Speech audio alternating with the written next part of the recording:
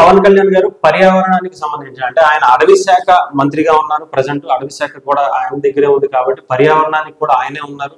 పర్యావరణ శాఖకు కూడా ఆయనే మంత్రిగా ఉన్నారు కాబట్టి ఉప ముఖ్యమంత్రి స్థానంలో ముఖ్యంగా పర్యావరణ హిత ప్రతిమలను పూజిద్దాం, మట్టి గణపతుల్ని పూజిద్దాం. ఎందుకంటే త్వరలో వినాయక చవితి కూడా రాబోతుంది నెక్స్ట్ మంత్.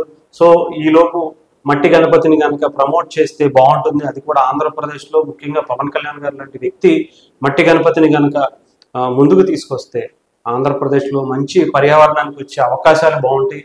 ముఖ్యంగా ప్రకృతి వ్యవసాయ నిపుణుడు విజయరామ్తో కలిసి మట్టి వినాయకుడిని ప్రతిమను చూస్తున్న పవన్ కళ్యాణ్ గారు వేడుకల్లో అంటే వినాయక చవితి వేడుకల్లో పర్యావరణ హితమైన పనులు వస్తువుల్ని ప్రతిమల్ని వాడాలని ఉప ముఖ్యమంత్రి పవన్ కళ్యాణ్ గారు ప్రజలకు పిలుపునిచ్చారు. త్వరలో వినాయక చవితి రానున్న నేపథ్యంలో మట్టి ప్రతిమలు పూజిస్తే పర్యావరణానికి మేలు జరుగుతుందని పేర్కొన్నారు. దీనిపై ప్రజలకు అవగాహన కల్పించాలని అధికారులకు సూచించారు.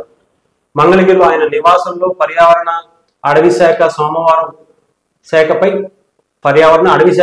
సోమవారం సమీక్ష నిర్వహించారు. పవన్ కళ్యాణ్ గారు మాట్లాడుతూ మట్టి వినాయక ప్రతిమల్ని పూజించేలా పిఠాపురం నియోజకవర్గంలో ఏర్పాటు చేస్తాం. దేవాలయాల్లో ప్రసాదాలకు తాటేకు బుట్టలు, ఆకు కప్పులు వాడాలని, వీటిని పిఠాపురంలో ఆలయాలకు ప్రయోగాత్మకంగా వినియోగించేందుకు కార్యాచరణ రూపొందించబోతున్నామని పవన్ కళ్యాణ్ గారు తెలిపారు.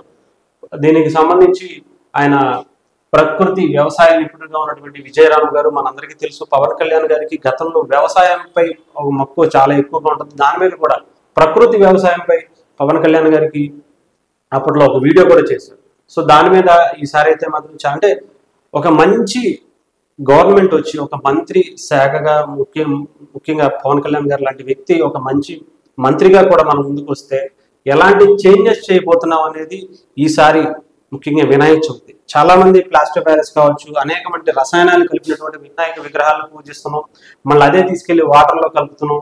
ఎక్కడగా అంటే దేశం అంతా కూడా అదే జరుగుతుంది. కానీ ఎవరో ఒకళ్ళు ముందుకు రావాలి. అది ఈసారి పవన్ కళ్యాణ్ గారు లాంటి వ్యక్తి ముందుకు వస్తే ఈసారి ఎలాంటి చేంజెస్ జరుగుతాయి అనేది మనం ఈసారి చూడాల్సి ఉంటుంది.